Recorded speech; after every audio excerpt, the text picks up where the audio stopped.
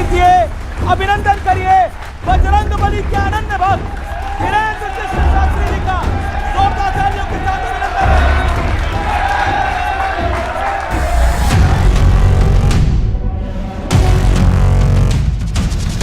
ये साधु संत अगर एकजुट नहीं रह पाएंगे तो समाज को मैसेज कर देंगे। संतों से प्रार्थना है वीडियो ना करें। सभी को 3 बच्चे पैदा करने नहीं, 4। चच्चे के 30 बच्चे हो सकते हैं तो हिंदुओं के 4 क्यों नहीं हो सकते हैं? अखिलेश यादव ने आरोप लगाया कि धीरेंद्र शास्त्री 50 लाख रुपए लेते हैं, वो भी अंडर द टेबल। इंतजार है कि कोई देखे जाए, हम तो कहते हैं ऊपर टेबल पे दे जाए। मुनीर के बारे में आप कहना क्या चाहते हैं? कुछ भी नहीं, झिटलेट आदमी। इसका मतलब भी समझा दीजिए। गूगल करो। हिंदू का ही धर्म परिवर्तन क्यों होता है? उसको अपने देवता में चमत्कार नहीं दिखाई देता, लेकिन फूफा वालों में चमत्कार दिखाई देता। हाँ, वो ऐसे रूमाल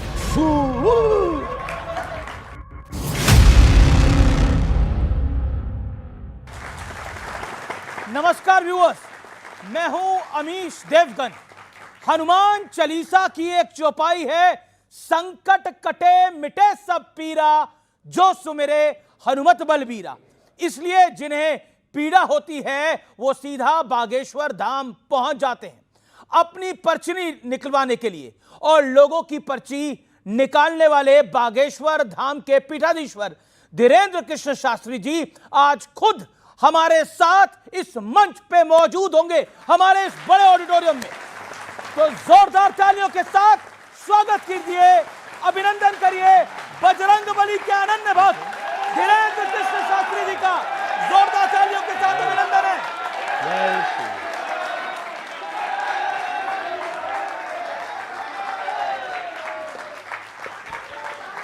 स्वागत है आपका बाबा। बहुत बहुत धन्यवाद। आप कैसे हैं? मैं ठीक हूं, आप कैसे हैं? आइए। जय श्री राम। तो बागेश्वर धाम के पीठाधीश्वर धीरेंद्र कृष्ण शास्त्री आज हमारे इस मंच पर हैं। एक बार फिर जोरदार तालियां धीरेंद्र कृष्ण शास्त्री जी के लिए।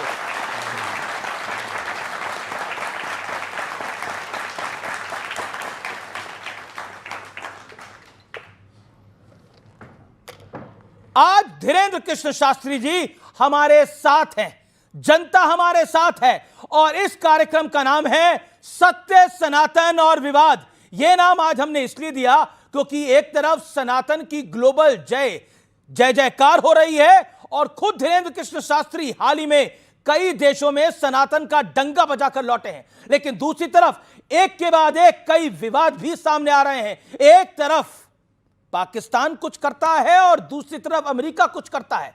आज इन तमाम विवादों पर हम करेंगे एक बड़ा सार्थक संवाद धीरेंद्र कृष्ण शास्त्री जी के साथ। बाबा राम राम। राम राम, जय श्री राम। कैसे हैं आप? बड़े लंबे वक्त बाद आपसे ऑन कैमरा मुलाकात हो रही है। हाँ, कैसे हैं आप? बहुत कुशल मंगल है? हनुमान जी की बहुत कृपा है, जी रहे हैं। भगवान जहां जहां डुलवा रहे हैं तो डोल रहे हैं। तो भगवान की तो कृपा है आप पे, और देश पे भी भगवान की कृपा होनी चाहिए। लेकिन आजकल कई विवाद भी भगवान की कृपा से बड़े फल फूल रहे हैं। मैं एक एक करके शुरू करूंगा, लेकिन शुरुआत मैं करता हूं। आप हिंदुओं को एकजुट करने की बात करते हैं, लेकिन यहां तो साधु संत ही नहीं एक रह पा रहे हैं। विवाद फल फूल रहे हैं, कुछ फल फूल में पानी पौधा आप लगा देते हैं। मेरा काम तो खबर दिखाना है बाबा। तो विवाद देखिए, दुनिया में हमेशा से ही बहुत पूर्व काल से देवताओं में भी मत्सर रहा। एक होता मच्छर, एक होता मत्सर जी। मच्छर बाहर से काटता है, मत्सर अंदर से काटता है। मत्सर का मतलब होता है कि अपने अंदर दूसरों को बढ़ते हुए देख करके जी जलन पैदा होना जी। इसका नाम है मत्सर। देख ना सकें पराई विभूति। तो ये आदिकाल से रहा, देवताओं में रहा, इंद्र के समय में भी रहा, तो कोई नई बात नहीं है। अब वर्तमान में जिस बात से ये विवाद लंबा खिंच रहा, उसमें बड़ा लंबा हाथ है सोशल मीडिया का और आप जैसे महापुरुषों का। अच्छा, मतलब जगत गुरु राम भद्राचार्य जी मैं भी उनका बड़ा सम्मान करता हूं। जगत गुरु राम भद्राचार्य जी अब प्रेमानंद जी महाराज के बारे में कुछ बोल दें तो जिम्मेदार मीडिया और सोशल मीडिया हो जाता है? नहीं, बाबा जिम्मेदार नहीं है। ना सोशल मीडिया के ऊपर टिप्पणी है ना संतों के ऊपर टिप्पणी है। बात यह है कि विवाद को बढ़ाना है कि खत्म करना। वो तथ्य हो गया, अपनी तरफ से सफाई भी हो गई जी। अब उस पर बार बार डिबेट करना, बार बार पोस्ट वायरल करना मतलब पानी डालना है। तो आपको क्या लगता है, मैंने जो अब सवाल ये पूछना चाह रहा वो पानी डालना है या पेट्रोल डालना है? नहीं, अब पानी पेट्रोल हम तो ऐसा कुछ नहीं करते। पेट्रोल वाला तो हमारा डिपार्टमेंट ही नहीं है, वो डिपार्टमेंट ही कहीं और किसी और का। तो मैं ये एक प्रश्न आपसे पूछना चाह रहा हूं जी। आप हिंदुओं को एकजुट करने की बात करते हैं। मेरा प्रश्न ये है कि ये साधु संत अगर एकजुट नहीं रह पाएंगे तो समाज को मैसेज क्या देंगे? हमने एक वीडियो के माध्यम से कहा भी है, सभी महापुरुषों से प्रार्थना भी की। जी। देश को यदि बचाना है, सनातन की धज्जियां नहीं उड़वानी, सनातन को यदि बचाना है तो एकमात्र सर्वोत्तम उपाय है, वो ये है कि हमें आपस में एक दूसरे को लड़ करके ऊर्जा खत्म नहीं करनी, सनातन विरोधियों का सामना करने के लिए अपनी ऊर्जा को लगाना चाहिए। लेकिन आपकी बात, अब समय वो आ गया एक छत्र के नीचे बैठने का, अब समय वो आ गया एक स्वर में बोलने का, अब समय आ गया मतांतर ये इसको एक तरफ करके, अपने अपने सिद्धांतों को एक तरफ करके, अब समय आ गया सनातन के एक ध्वज को लेकर के सबके साथ चलने का और सबको लेकर चलने का और एक मंच पर बैठने का। लेकिन वर्तमान में परिस्थिति जो इस देश में हो रही है वो निश्चित रूप से सनातन के लिए ये कहीं ना कहीं ग्रहण का काम कर रही हैं। चाहे वो संतों का विवाद हो, चाहे वो तीर्थों पर टिप्पणियां हो, चाहे वो रामचरितमानस का विवाद हो, मानवता पर विवाद हो, मानव सभ्यता पर विवाद हो, महिलाओं पर विवाद हो, बच्चों पर विवाद हो, या फिर नग्नता या फूहड़ता परोसी जा रही हो, या फिर सोशल मीडिया पर बच्चे नचैया और बेटियां नचनियां बन रही हो। ये सब हमारी सनातन संस्कृति और देश की स्थिति को बुरा ना मानना, ये देश की स्थिति को न जाने किस तरफ ले जाया जा रहा, हमारा कहना यही है। सभी आचार्यों से, आपकी मीडिया को, न्यूज़ 18 को सब लोग देखते हैं और हम कहेंगे कि आप हमें बोलने का मौका दें और ये कहना चाह रहे हैं कि कृपा करके हमारी बात को अन्यथा ना लें। अब संतों से प्रार्थना है, वीडियो ना खेलें।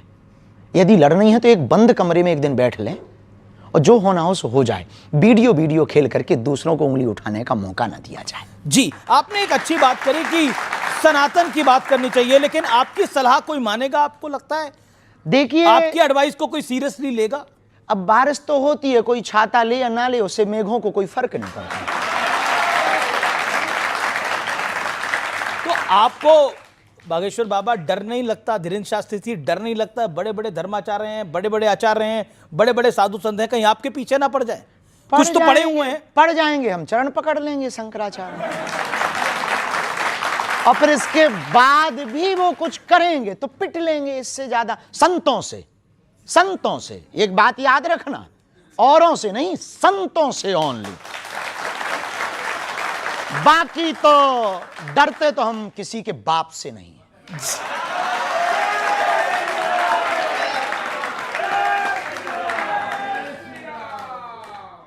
आपने पहले भी मेरे एक साक्षात्कार में बोला था, एक इंटरव्यू में बोला था कि आप डरते तो किसी के बाप से नहीं। क्यों डरें भाई? हमने कहा उसे कर्जा ले रखोगा?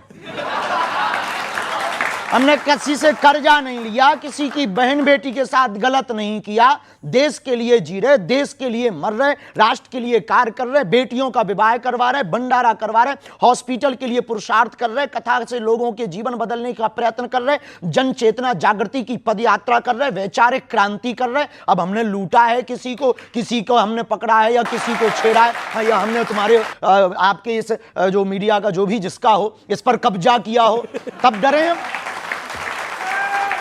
देखिए,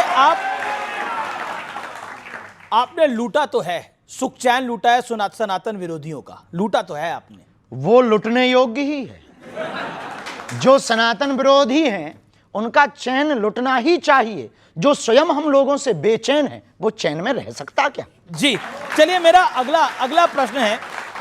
संघ प्रमुख मोहन भागवत जी ने एक बहुत बड़ी बात कही। उन्होंने कहा कि सभी को 3 बच्चे पैदा करने चाहिए। नहीं, 4।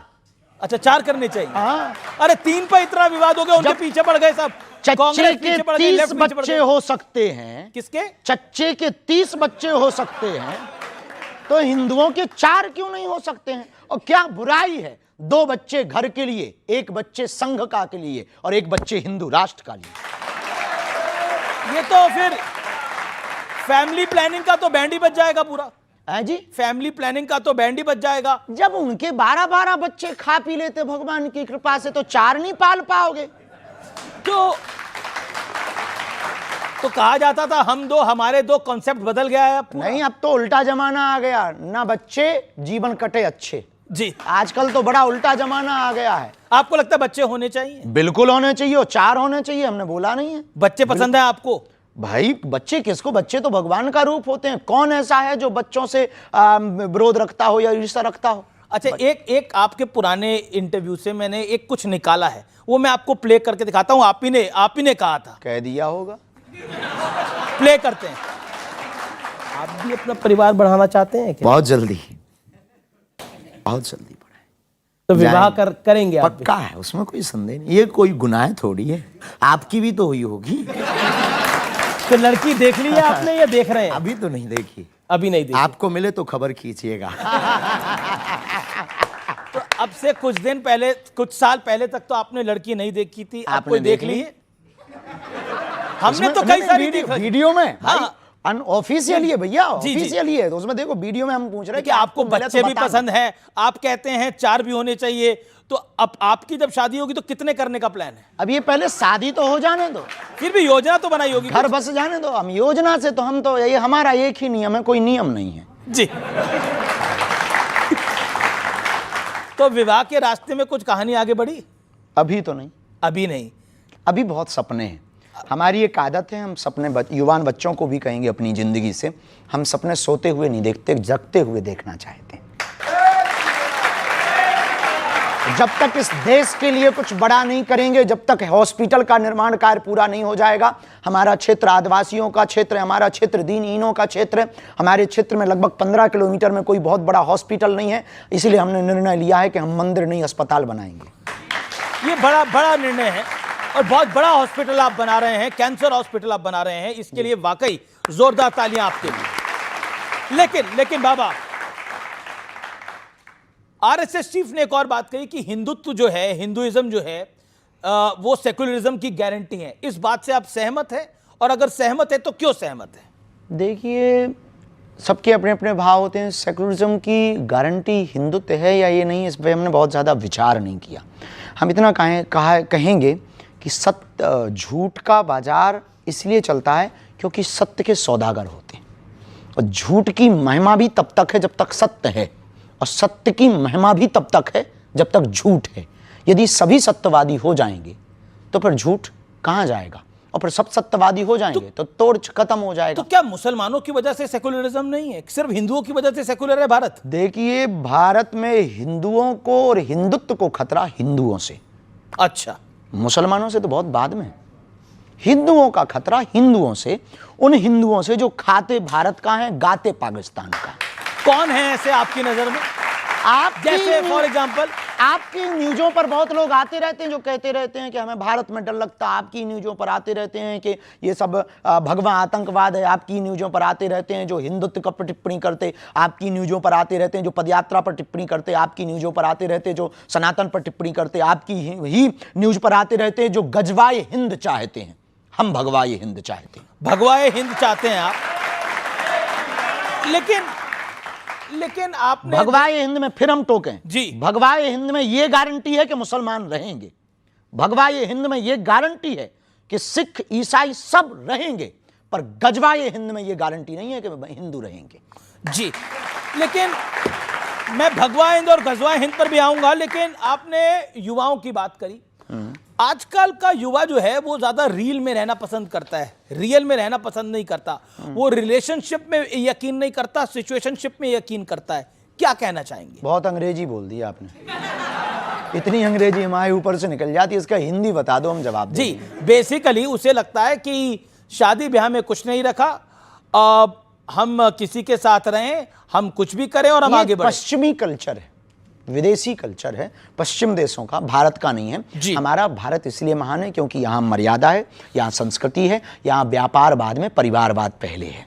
तो हमारे भारत में परिवार की प्रमुखता है, हमारे भारत में मर्यादा है, हमारे भारत में प्रभु श्री राम का चरित्र इसलिए गाया जाता है कि सूर्पनखा जैसी एक दूसरी स्त्री प्रपोजल लेकर आती है तो भगवान राम कहते हैं कि हमें स्वीकार नहीं है, एक पत्नी व्रत धारण करते हैं, ये हमारा भारत है, ये हमारी मर्यादा है। और रामचरितमानस की खूबी देखना, राम जी के सामने जब सूर्पनखा कहती है कि तुम सम पुरुष न मोसम नारी, आपके समान पुरुष नहीं, हमारे समान नारी नहीं, हम युवान बच्चों को, रामायण पढ़ने वाले प्रेमियों को कहना चाहेंगे जरा सीखना प्रभु श्री राम से। जो लोग कहते हैं कि हमारी गलती नहीं है, उनको सीखना चाहिए कि वो बहका दिया इसलिए हम बहक गए। उनके मुंह पर यह सबसे बड़ा तमाचा है रामचरितमानस का पात्र कि जब सूर्पनखा आती है वो कहती है कि आपके समान पुरुष नहीं, हमारे जैसी नारी नहीं, तब राम जी जवाब उससे बात उससे करते हैं, लेकिन सीतः चितः कही ते ही बाता, देखते जानकी माता की तरफ है, बात सूर्पनखा से करते हैं। किसी ने पूछा कि बात आपसे सूर्पनखा कर रही पर आप देख जानकी जी की तरफ क्यों रहे, तब प्रभु श्री राम ने जवाब दिया कि कोई पराई नारी हम पर डोरे डालने आवे तब अपनी वाली को देखना चाहिए। जी, लेकिन अब तो ये पूरा कॉन्सेप्ट बदल गया है, अब तो ये पूरा सिस्टम बदल गया है, इस पर आप क्या कहना चाहते हैं? हम इस पर यही कहना चाहेंगे कि यदि आप अपनी मूल संस्कृति से भटकेंगे तो ना आपका बेड़ा पार होगा ना देश का बेड़ा पार होगा। भले ही विचार नए रखो पर संस्कार पुराने रखो। जी, विचार नए संस्कार पुराने। जी, लेकिन अब आप बात हिंदू राष्ट्र की करते हैं, अब हिंदू राष्ट्र की बात भी पुरानी हो गई। हाँ, हो गई पुरानी, पर बात पुरानी हुई है, विचार तो हमेशा नया है, हिंदू राष्ट्र जब तक बन नहीं गया। जी, चलिए कुछ ऑडियंस से प्रश्न है, वो प्रश्न ले लेते हैं। किस किस का प्रश्न है वो अपना हाथ खड़ा करें, हम सवाल लेंगे। महाराज जी, क्या साधु सन्यासी और कथावाचकों के मंच पर नेताओं का आना उचित है?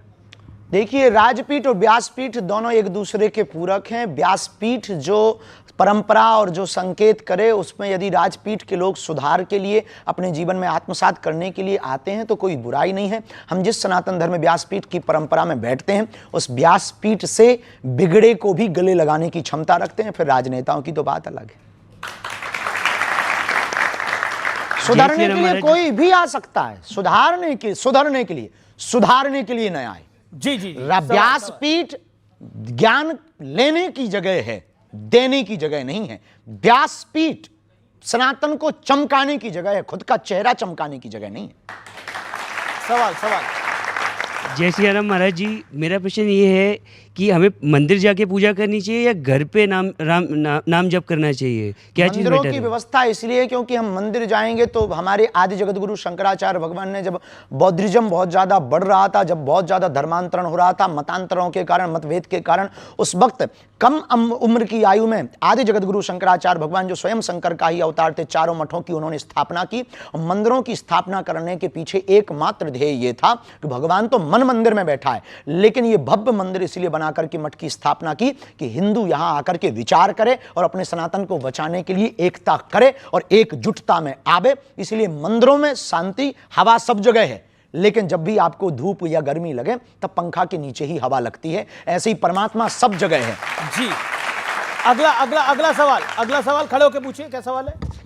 सॉरी, जय श्री राम गुरु जी। जय श्री राम। आपकी जो पदयात्रा होने वाली है नवंबर में, मैं उसे ये पूछना चाह रहा हूँ, आपके उस टाइम पे असहनीय हो जाते हैं, पैरों में बहुत स्वेलिंग हो जाती है, खून भी निकलने लगता है और ये सब बहुत परेशानियों को आपको सामना करना पड़ता है, उसके बाद भी आप करते हैं, तो उससे क्या संदेश देना चाहते हैं या क्या आपका उसका मेन वो बिना होता है? तप के कुछ भी प्राप्त नहीं किया जा सकता है। ये देश और दुनिया है, यहाँ पर दीपक भी तब तक उजाला नहीं दे पाता जब तक वो जलता नहीं है। जब बिना जले उजाला नहीं दे सकते हो तो बिना चले आप देश को सुधार नहीं सकते। एक सवाल, ये जो सवाल पूछा उसी से जुड़ता हुआ सवाल है मेरा। पैरों में छाले हो जाते हैं, पैरों में से खून निकलता है, मिलता क्या है बदले में? और विपक्ष गालियां ही देता है, या फिर कहें कई आपके जो विरोधी हैं वो आपको गाली ही देते हैं, क्या कहना चाहते हैं? कुछ नहीं, धन्यवाद है, सेम टू यू है उनको। अच्छा, एक आप पर आरोप है, आरोपों की झड़ी लग रही है, सवाल ले लेते हैं। क्या सवाल है आपका, बोलिए। सर, छत्तीसगढ़ बस्तर का हूँ सर। बहुत अच्छी जगह से। सर, सवाल ये है कि धर्मांतरण को लेकर जो बस्तर में भोले भाले आदिवासी जो धर्मांतरण का शिकार हो रहे हैं, उसके लिए आपकी योजना क्या है सर? क्योंकि अभी हर तो ये दूसरे सब दिन यात्राएं हम कर ही रहे हैं। भविष्य में छत्तीसगढ़ में रथ यात्रा करेंगे और उसकी योजना सिर्फ यही है कि हिंदू को स्वयं जगना पड़ेगा। एक अकेला धीरेन्द्र कृष्ण शास्त्री की जिम्मेदारी नहीं है भारत को हिंदू राष्ट्र बनाने की, हॉस्पिटल बनाने की या धर्मांतरण रोकने की। इस देश के प्रत्येक व्यक्ति को बाबा बागेश्वर बनना पड़ेगा, तभी भारत हिंदू राष्ट्र होगा। जी, लेकिन अब मैं आप पे, यही हमारी योजना है। आप पर एक आरोप है कि आपका पॉलिटिकल झुकाव जो है वो एक पॉलिटिकल पार्टी की तरफ है। नो, बिल्कुल भी नहीं। ऐसा हमसे कहा सब जाता जुड़े हैं। हमसे हमारे मध्य प्रदेश के कांग्रेस के पूर्व मुख्यमंत्री कथा करवाते हैं, कमलनाथ जी। वहां के पूर्व मुख्यमंत्री रहे, उनके सुपुत्र दिग्विजय सिंह के सुपुत्र जयवर्धन जी हमारे मंचों पर आते। हमारी बहुत निजता मैं भी है, बताता बहुत हूं प्रेम भी है। ये क्यों बोला जाता है। हाँ। इसी साल फरवरी के अंदर मैं अपने जो आप पे आरोप लगता है उसको आगे बढ़ाता हूं। इसी साल फरवरी में प्रधानमंत्री नरेंद्र मोदी आपके बुलावे पर बागेश्वर धाम पहुंचे थे। उन्होंने आपको अपना छोटा भाई कहकर संबोधित करा। तो आपके विरोधी कह रहे हैं जो मोदी का छोटा भाई है वो तो संघी है। वाह, ये कोई बात हुई है कि उन्होंने छोटा भाई कह दिया तो हम संघी हो गए हैं? अब आपने हमको भाई कह दिया तो क्या हम पत्रकार हो गए हैं? ये आरोप वाले भी ना बिना खुजली के आदमी हैं। लेकिन अब मोदी जी ने आपको छोटा भाई कह इसमें दिया, दिक्कत वो भी क्या है? आपको विवाह की सलाह देके गए थे। जी, वो भी तो विवाह की सलाह देके गए थे। वो निश्चित रूप से वो बहुत, उनका विजन मिशन बहुत अच्छा है। हम इस बात में, देखिए, हम एक बात कहें, वो प्रधानमंत्री हमारे हैं, इस देश के प्रत्येक नागरिक के प्रधानमंत्री हैं। प्रधानमंत्री का कर्तव्य है प्रजा से प्यार करना। जी। ये प्रधानमंत्री क्योंकि उस पद पर बैठे हैं, उनका प्रजा से प्यार करना कर्तव्य है। और हमारा एक पीठ के पीठाधीश्वर होने के नाते, एक सनातन के सिपाही होने के नाते हमारा कर्तव्य आमंत्रण देना। हमने सबको आमंत्रण दिया और आपके मंच से हम फिर कहना चाहते कि 2026 में 15 फरवरी को फिर से 300 मातृ पितृहीन हम बेटियों का विवाह करवा रहे। यदि किसी पार्टी के नेता के अंदर भाव जगे, हमारी प्रार्थना है सपा, बसपा, कांग्रेस, बीजेपी और निर्दलीय जितने दल हैं, उन सब से प्रार्थना है, उनके चीफों से प्रार्थना है, यदि आपके अंदर भाव जगे हमारा आमंत्रण स्वीकार करें। अब मोदी जी आपको छोटा भाई कहते हैं। वो हमें छोटा भाई कह के गए, ये लोग और आवे तो हमको और छोटा कह दें, हमें दिक्कत नहीं है, या बड़ा कह दें, हम मना नहीं करेंगे। सबके भाव है, उनका विजन मिशन बहुत अद्भुत है। इस देश में ऐसा प्रधानमंत्री आया जिसने राम की भी चर्चा की और आम आदमी की भी चर्चा की, खेल की भी चर्चा की तो रेल की भी चर्चा की। एक ऐसा प्रधानमंत्री आया जिनके सामने राम जी भी विराजमान है, कृष्ण कन्हैया भी बैठेंगे। जी, चलिए, आपने कृष्ण कन्हैया की बात करी। मोहन भागवत ने बोला कि अयोध्या, मथुरा, काशी हिंदुओं का मूल मुद्दा है इस देश के अंदर। आप इससे सहमत हैं? हम संभल को भी जोड़ रहे हैं, संबल को भी जोड़ रहे हैं। देखिए, ऐसे समझो, बिना तर्क के थोड़ी समझना है। तुम लोग ना तुरंत ताली ठोकते हो। त्रेता में राम जी प्रकट भय, बात सही है, तो अयोध्या में राम जी बैठ गए। अब आता है दूसरा युग, कौन सा? द्वापर, तो बैठेंगे कौन? फिर आएगा कलयुग, तो संभल। तो संबल में भी तो नरेंद्र मोदी हो ही आए हैं, प्रधानमंत्री तो संबल हो ही आए हैं, कल की धाम। बहुत अच्छी बात है, तो जाने में क्या दिक्कत है? वो तो देखो प्रधानमंत्री हैं देश के, वो कहे उनके पूरे देश में, वो हर गांव जा सकते हैं, कोई बुराई थोड़ी। जी। हम राजनेता थोड़ी हैं कि हम टिप्पणियां करें इस पे। हम पे तो सनातन की बात पूछो भैया। अच्छा, सनातन की बात पूछने से पहले थोड़ी राजनीतिक बात पूछ लेता हूं। अखिलेश यादव का आरोप लगाया कि धीरेन्द्र शास्त्री 50 लाख रुपए लेते हैं, वो भी अंडर द टेबल। मिले नहीं है, इंतजार है कि कोई दे के जाए। हम तो कहते हैं ऊपर टेबल पे दे जाए, बाढ़ में गया अस्पताल में लगाएंगे, भंडारे में लगाएंगे, वैसे ही अभी हम कर्जा में हैं, कर्जा चुका लेंगे। आप तो साधु हैं, संत हैं, बाबा हैं, आप क्या करेंगे इतने पैसों का? हाँ, हम कुछ करेंगे नहीं, बेटियों का विवाह करेंगे। जब इस देश में नाचने वाले करोड़ों ले सकते हैं तो साधु दक्षिणा लेकर के। जब इस देश में बिमल गुटखा का, अन्य गुटकों का प्रचार करने वाला करोड़ों ले सकता है, इस देश में सट्टा खिलवाने वाला करोड़ों ले सकता है, इस देश में अश्लीलता, नग्नता फैलाने वाले सिंगर करोड़ों ले सकते हैं, तो साधु यदि 2-5 रुपया लेकर के गरीब बेटियों का घर बसवा दे, अस्पताल बनवा दे, तो बुराई नहीं है। देश के लोगों को दिल खोल करके करना चाहिए। हम चाहते हैं कि इस देश में हर व्यक्ति हमारे जैसा काम करे। लेकिन अब देखिए, आप कहते हैं कि किसी नाचने वाली को या फिर किसी नाचने वाले को इतने पैसे मिल सकते हैं। आपको इन नाचने वालों से, एक्टर से दिक्कत है क्या? संजय दत्त तो हमको आपके दोस्त किसी हैं। से दिक्कत नहीं, वो हमारे सब प्रिय है, हमें दिक्कत नहीं है। हमें दिक्कत है ये जो बीच में बोलने वाले खुजली वाले हैं उनसे। तो ये जो अखिलेश यादव जी का 50 लाख वाला बयान था, ये खुजली वाला है या दूसरा है? हम कुछ कह नहीं सकते, नेताओं पर हम कोई बयान देते नहीं, इस पर पर हम नेता तो पूर्ववत आप भी पे बोल देते हैं सकते। बयान। वो देते रहते हैं, चूंकि अपन तो साधु हैं, गंगा में तो सब स्नान करते हैं। अच्छा, ऐसा क्यों है? अखिलेश यादव भी आपको कहते हैं, तेज प्रताप यादव भी आपको कहते हैं, वो आपके बिहार दौरे से खुश नहीं थे। नहीं, ऐसा नहीं है। कुछ चीज़ें बड़ी बनाई जाती हैं, उनका मंतव्य बिल्कुल भी गलत नहीं होता है, और गलत होता भी हो तो हम कुछ कह भी नहीं सकते। देखो भाई, हमारे लिए सब समान है। जितने प्रधानमंत्री नरेंद्र मोदी जी प्रिय हैं, उतने ही कमलनाथ जी प्रिय हैं, उतने ही हमको अखिलेश जी भी प्रिय हैं, उतने ही तेजस्वी जी भी प्रिय हैं। हम सबके लिए साधुवाद आशीर्वाद देते हैं। भगवान करे उनको सद्बुद्धि मिले, और जो वो कह रहे हैं वो अपनी विचारधारा से। कई बार ना जब ब्रीफिंग फीडबैक गलत पहुंचती है तब व्यक्ति कुछ भी बोल देता। अब तुम्हारे कान में आके कह दे कि बाबा जी तो गड़बड़ हैं, तो हम कितने भी बढ़िया बने रहे, पर तुम्हारा कान भरने वाला इतना बोल दे तो आप उसी नज़र से तो देखो। आपके बारे में कौन कान भर रहा है? हमें नहीं है पता है, अब वो जाने कि जिनके कान भरते हैं। अच्छा, हमें तो कोई दिक्कत ही हुई नहीं। एक काउंटर पॉइंट आता है, आप कहते हैं कि अब वो लोग क्या करते हैं, नाचने वाले क्या करते हैं, एक्टर क्या करते हैं, वो एंटरटेन करते हैं, और एंटरटेनमेंट की तो एक कीमत होती है हमेशा। हाँ, देखो, वो मनोरंजन करते हैं, साधु मनोभंजन करता है। जी, दोनों में अंतर है। क्या अंतर दोनों है? में जमीन आसमान का अंतर आपकी नजर में क्या अंतर है। है? मनोरंजन से सिर्फ कुछ क्षणिक जीवन में बदलाव आता है, मनोभंजन से पूरा जीवन बदल जाता है। जैसे महात्मा प्रेमानंद, जैसे जगतगुरु पूज्य रामभद्राचार्य और अन्य अन्य संत, कई बार हम भी सुविचार देते हैं, कई बच्चे उसको सुन अच्छा, करके। ऐसा क्यों है कि साधु संतों की बात कई बार वो बोलना कुछ चाहते हैं, कह कुछ जाते हैं, और फिर कंट्रोवर्सी हो जाती है? आपके साथ भी अक्सर कई बार हुआ है। हमारे साथ भी होता है। देखिए, अपने हर शब्द के अर्थ के अनेक शब्द के अनेक अर्थ, शब्दा नाम अनेका अर्था। हर शब्द के अनेक अर्थ होते हैं, सबकी अपनी अपनी दृष्टि होती है। हम यहाँ खड़े हैं तो कहेगा बाबा चेहरा चमकाने आ गया, बाबा देखो मीडियाबाजी कर रहा है, बाबा को टीवी में बने रहने का बड़ा शौक है, बाबा को वायरल होने का बड़ा शौक है, बाबा तो दिल्ली में डोल रहा। कुछ लोगों का ये दर्शन है, बहुत बढ़िया है, कम से कम सनातन में कोई बोलने वाला तो है। कुछ ऐसा भी कह रहे हैं, कुछ ऐसा कह रहे हैं, अरे गुरु बहुत बेस्ट है, ये करोगे तभी सनातन बचेगा। आप कहते भी हो, करते भी हो, तो अपनी अपनी दृष्टि हो। जैसे आप हो, अब हमारी दृष्टि में आप बहुत बढ़िया पत्रकार हो, आपका वर्तमान प्रेजेंटेशन बहुत अच्छा है, और बहुत जल्दी अपने शब्दों को बदलकर सामने वालों को फंसाने की कला आप जानते हो हमारे अंदर, और सत्य बोलने की कला है, बेबाकी से बोलने की कला है। आप पिछड़ते नहीं हो। न्यूज 18 अपनी बात से कभी हटता नहीं है, हमें बहुत अच्छा लगा। लेकिन कुछ लोग कहते हैं वाह, अरे ये तो फलाने की मीडिया है, ये तो फलाने, कुछ लोग गोदी मीडिया कह देते। तो ये अपने अपनी दृष्टि है।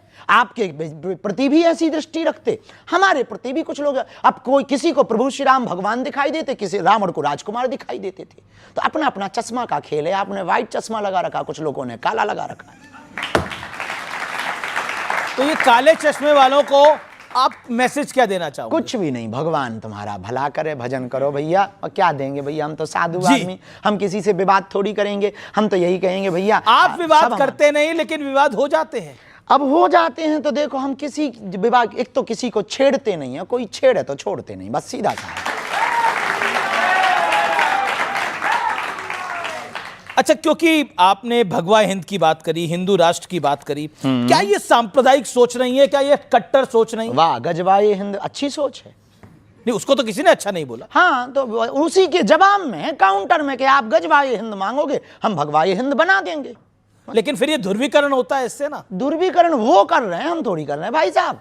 हमें क्या लगी? अब किसी ने कहा, हमारा सीधा सा सिद्धांत है, कुछ लोग इस देश में तिरंगे में चांद देखना चाहते, हम चांद पे तिरंगा देखना चाहते। लेकिन जब आप गजवा हिंद की बात भी कट्टर सोच है, और भगवा ये हिंद कट्टर सोच नहीं है, भगवा ये हिंद है वसुधैव कुटुंबकम। कैसे? ऐसे कि हम सनातनी परंपरा में किसी को मारने पर भरोसा नहीं रखते, हमने तलवारों की नोक पर कभी भी धर्मांतरण नहीं करवाया है, हमने कभी भी किसी भी बहन बेटियों के बांग्लादेश में एक घटना हुई है, जरा देख लीजिए कि कितनी कट्टरता सोच होती है कुछ लोगों के अंदर, कि कितनी मानसिकता गिरी हुई। 9 वर्ष की बच्ची के साथ में 6 महीने पहले रेप हुआ और लगभग 29 लोगों ने रेप किया। उसकी मां चिल्लाती रही चौराहे पर, लेकिन रेप हुआ क्यों? क्योंकि वो बच्ची सिर्फ हिंदू थी।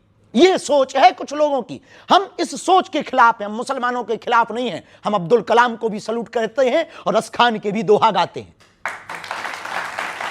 बात आती है तो हमने कभी ये नहीं कहा कि मजार है उनकी आस्था के श्रद्धा का केंद्र है। हमने कभी ये नहीं कहा कि मुसलमान इस्लाम खराब है।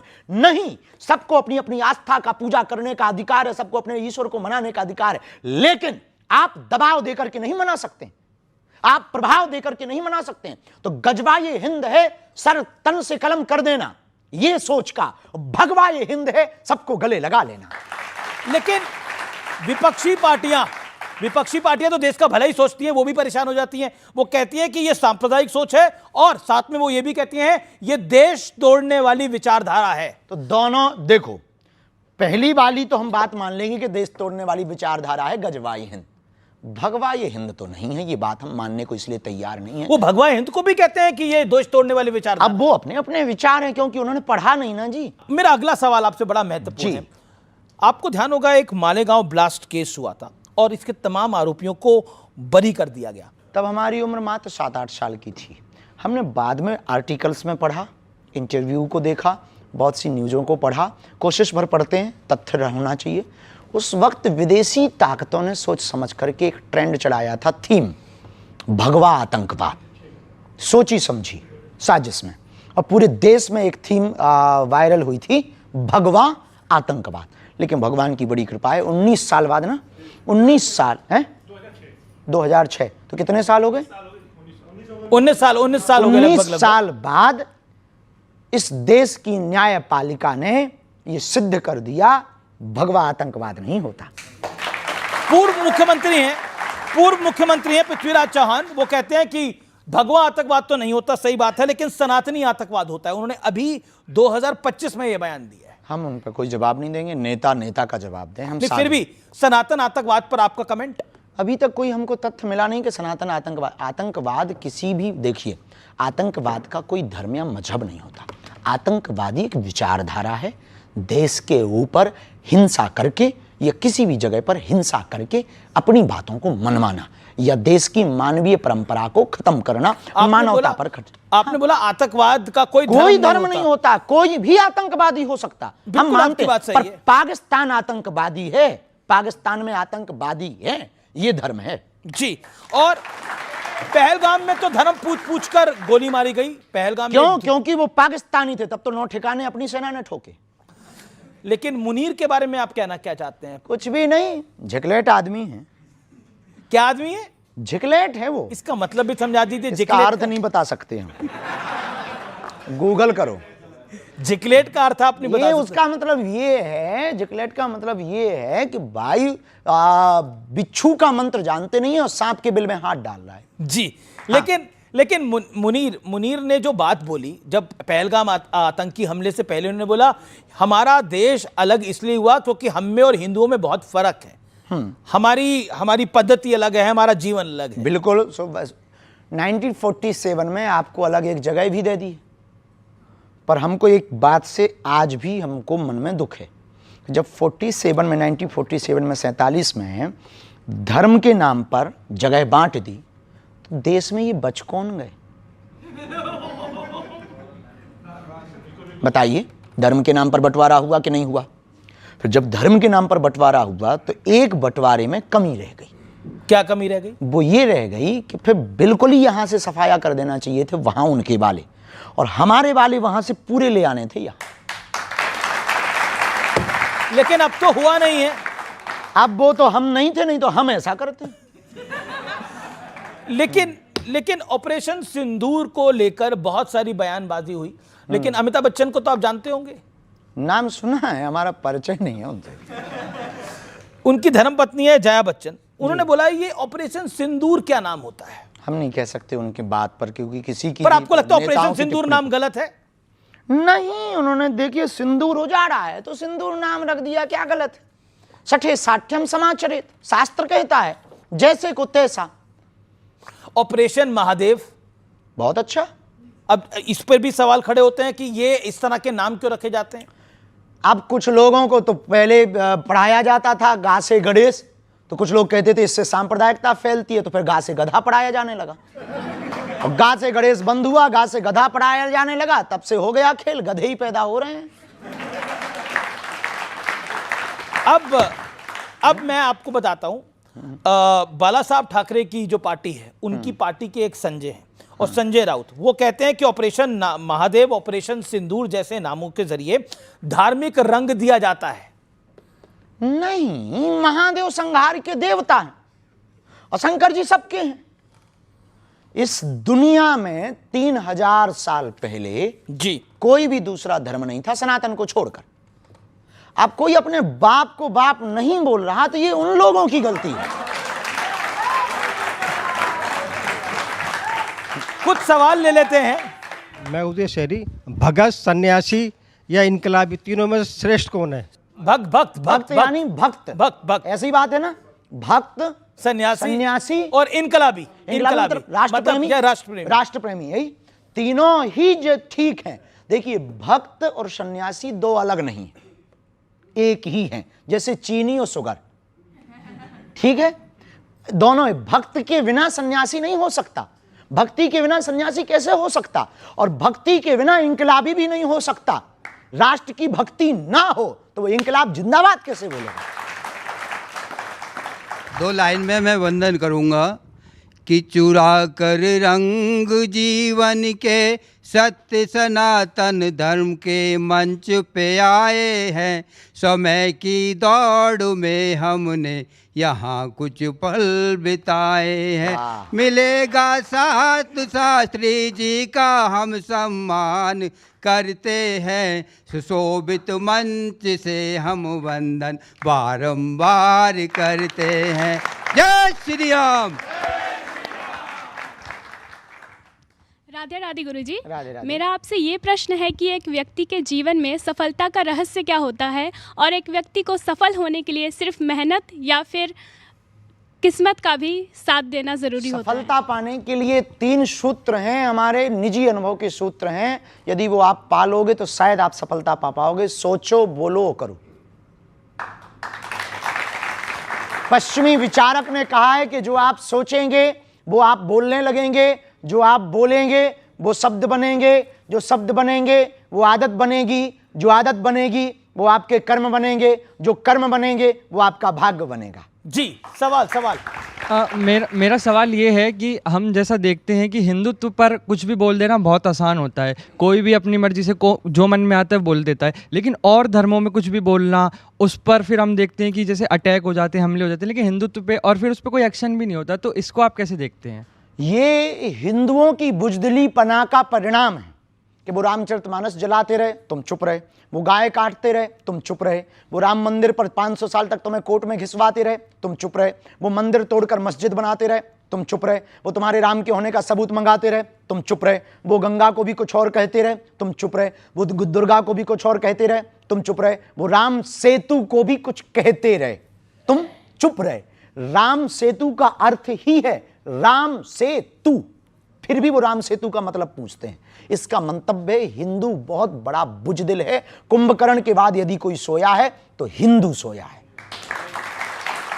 आपको क्यों लगता है कि हिंदू सोया हुआ है? यदि हिंदू सोया ना होता तो इतने लफड़े होते? हिंदू सोया ना होता तो हमें क्या आपके साथ डिबेट करना पड़ता? हिंदू सोया ना होता तो इनकी आवाज को हमें उठाना होता? हिंदू सोया ना होता तो क्या हमें पदयात्राएं करनी होती? हिंदू सोया ना होता तो क्या हमें धर्म विरोधियों से लड़ना पड़ता? हिंदू सोया ना होता तो क्या हमारी रामायण को जलाया जाता? हिंदू सोया ना होता तो क्या हमारी आस्था के प्रतीक तीर्थ राम मंदिर, कृष्ण मंदिर या संबल में मंदिरों को तोड़ करके दूसरे मजहब के आस्था के केंद्र बनाए जाते? हिंदू सोया ना होता तो क्या हमारे राम को काल्पनिक कहा जाता? हिंदू सोया ना होता तो क्या द्रौपदी के ऊपर परिहास किया जाता? हिंदू सोया ना होता तो क्या हमारे प्रभु श्री राम के बारे में अनर्गल टिप्पणियां की जाती? हिंदू सोया ना होता तो क्या इस देश में गाय कटने के वूचड़ खाने होते। हिंदू सोया ना होता तो क्या यमुना गंदी होती? हिंदू सोया ना होता तो क्या गंगा गंदी ना होती? हिंदू सोया ना होता तो क्या हमारे तीर्थों पर ब्लास्ट होते? कि हिंदू सोया है।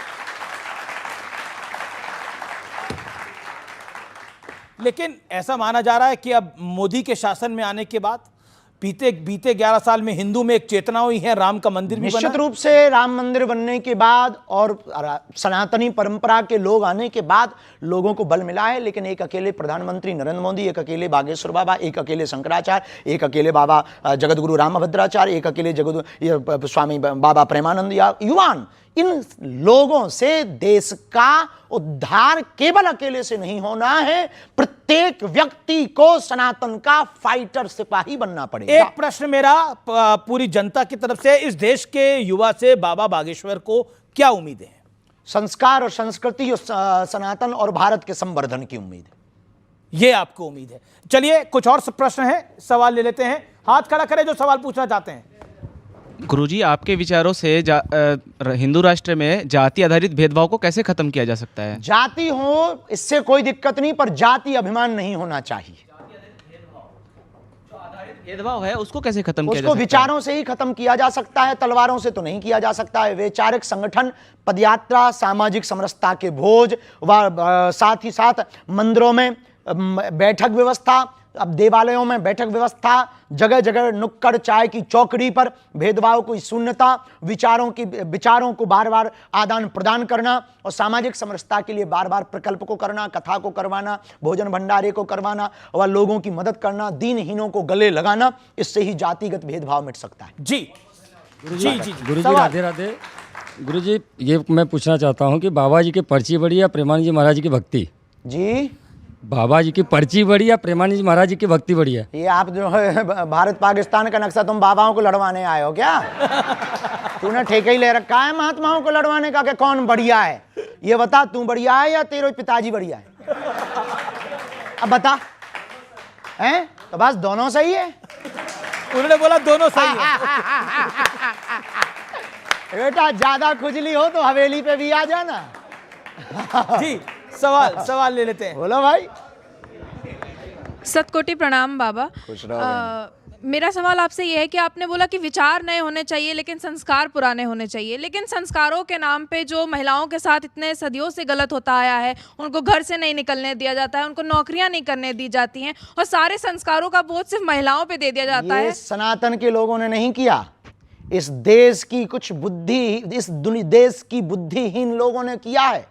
इस देश में कुछ लोगों को सेकुलरिज्म का कीड़ा काटता और राजनीति का कीड़ा काटता, उन्होंने मतभेद किया है। हमारे सनातन ने तो महिलाओं को पीछे नहीं, बगल में नहीं, आगे रखा है। हम जब भी भगवान का नाम लेते हैं तो राम सीता नहीं कहते, सीताराम कहते हैं। हम जब भी भगवान का नाम लेते हैं तो श्याम राधे नहीं कहते, राधे श्याम कहते हैं। हमारे सनातन में तो मातृ शक्ति को यत्र नार्यस्तु पूज्यन्ते रमन्ते तत्र देवता, जहां नारी की पूजा है वहां देवता वास करते हैं। हमारे सनातन में लिखा, नारी निंदा मत करो, नारी रतन खदान, नारी से नर उपजे ध्रुव प्रहलाद समान। जी, तो हमारे सनातन धर्म ने, हमारी सनातनी परंपरा ने, हमारे वेदों ने, हमारे ऋषियों ने कभी भी मातृ शक्ति का अनादर नहीं किया, उनको सबसे आगे बैठाया है। बिना शक्ति के शिव भी अधूरे हैं। ये कुछ इस देश में कुठाराघात, इस देश को बिगाड़ने और पुरुष स्त्री के बीच में भेद करने वाले कुछ बुद्धिहीन लोगों ने ये भेद फैलाए हैं। हमारे सनातन में ये भेद नहीं। महाराज जी, मेरा प्रश्न ये था, जिस प्रकार आपकी रुचि जिस प्रकार बजरंगबली में, उसी प्रकार से हम अपनी रुचि कैसे अपने इष्ट में लाएं और किस प्रकार नाम में रुचि और प्रीति बढ़ाएं? देखिए, भगवान के प्रति रुचि बढ़ाने के लिए उनके निरंतर महापुरुषों की वाणियों से उनकी कथाओं को श्रवण करना, उनकी लीलाओं को श्रवण करना, उस पर चिंतन करना, उसको अनुभव और महसूस करना। जब छोटी छोटी बातों में आप सजगता ले आएंगे, महसूस करने लगेंगे, तो आपको लगेगा कि आपका नाम जप में रटन लग गई है और आप आज जपा जप विधि में आ जाएंगे। अनवरत आपके जिह्वा से नाम जप चलने लगेगा और जब आप प्रेमास्पद में भर जाएंगे। स्वामी रामकृष्ण परमहंस जी से यही प्रश्न किसी ने किया कि हमको भगवान को पाना है, आप उपाय बताओ। उन्होंने कहा कल आना। वो बेचारा कल चला गया। बोले नदी चल, वो बेचारा नदी चला गया। अब परमहंस जी नदी में कूद गए, अब बोले तू भी आ जा। तो सीधा साधा आदमी रहा होगा तुम्हारे जैसा। नदी में कूद गया वो, जैसे ही वो नदी में कूदा वो ऊपर चढ़ बैठे, सिर पे बैठ गए। अब वो फड़फड़ाने लगा पानी में, क्योंकि श्वास नहीं ले पा रहा। जब थोड़ी देर बाद रामकृष्ण परमहंस जी ने छोड़ा तो उसने पूछा कि ये क्या था, हमें तो पागल पहले लग रहे थे, अब कन्फर्म हो गया। बोला हम पागल वागल नहीं है, तूने पूछा भगवान को कैसे पाएंगे तो उसका उपाय बताया। बोले ये थोड़ी उपाय है कि नदी में डुबाओ।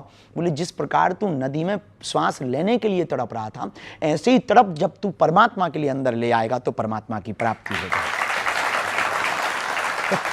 तो तड़प को बढ़ाने के लिए प्रेम बहुत ज़्यादा जरूरी है। तड़प को बढ़ाने के लिए उनकी लीलाएं सुनना बहुत ज़्यादा जरूरी है।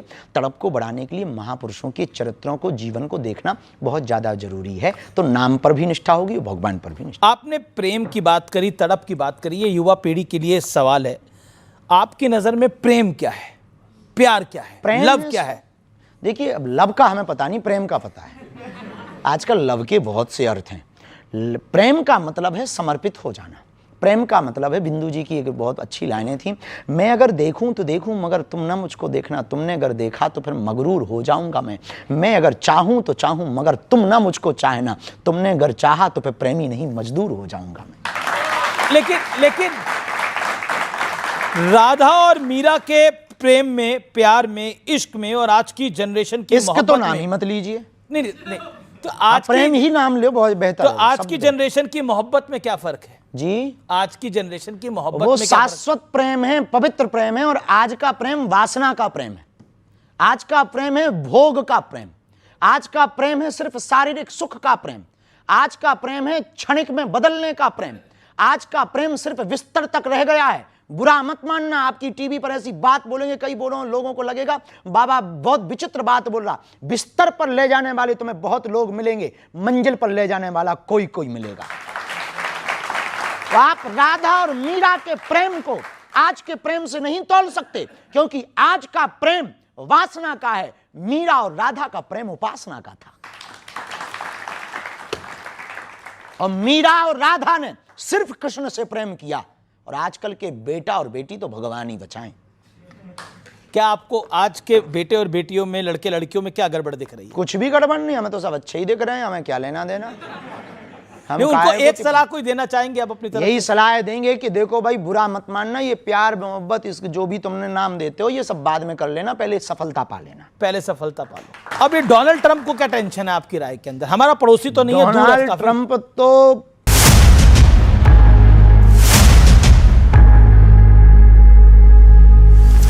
बाबा की गठरी में होता क्या है?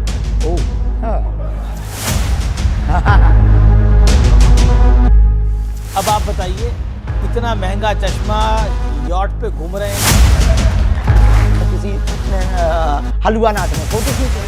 डोनाल्ड ट्रंप, अब इस पे तो कुछ बोलना पड़ेगा।